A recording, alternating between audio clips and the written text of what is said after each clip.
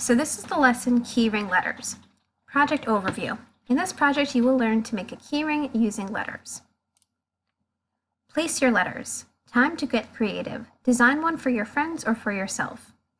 So even though it says design one for your friends or for yourself, you'll notice that it is asking you to make a keyring for somebody named Katie. So we're just going to do that. All right, instructions. 1. Start by dragging the letters to the red base. So I'm going to click on the letter, click and drag. I'm going to pause this video while I drag the rest of them over. Okay.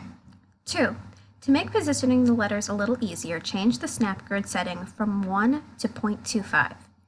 So I'll come down here, change this to 0.25. If you remember from class, changing the snap grid can make moving shapes more exact. Okay, 3. After placing a letter, the arrow keys on the keyboard will let you nudge the letters in any direction. So I'm going to scroll in to see if I need to move my letters. And yes, they are pretty off. So I'll click on this one, use my arrow key to move it. Okay, and because my snap grid is set to move an object only 0.25 millimeters at a time, I can get it to be really exact.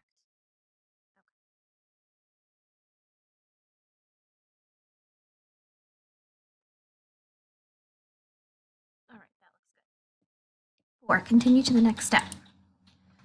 All right, resize the red base. Great, now adjust the size of the red base to fit your name. Instructions. 1. It's easy to resize the base using the black dot on the right of the model. 2. Click on the shape to select it, then drag the black dot until the red base matches the size of the letters. So if I scroll out a bit, if I click on the red base, this is the black dot they're referring to, this black handle, which only moves one side of an object at a time. So I'll click and drag. Okay. 3. Continue to the next step. Cleanup. Now do a little cleanup work by removing any leftover letters. Instructions. 1. You can click and drag your mouse across all the letters to select them. 2. Then press the delete key on your keyboard to remove the selected letters. So I'll scroll out a little bit so I can see all the extra letters. So I'm going to click outside of these and drag the dotted red line around all these letters like I'm taking a snip. Okay, so now I'm going to come up here to the trash can, which deletes everything, and I'll press delete. All right, 3. Continue to the next step.